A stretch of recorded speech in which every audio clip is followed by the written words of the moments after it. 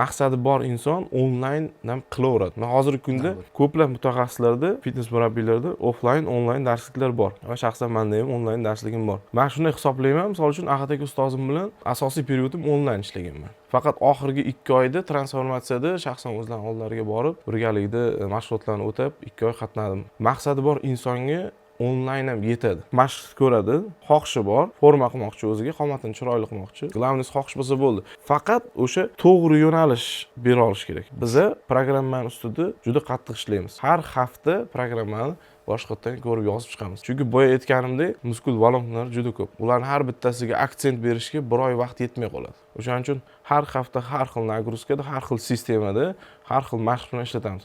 Bizning sistema ham shunaqa. Ahad aka bilan.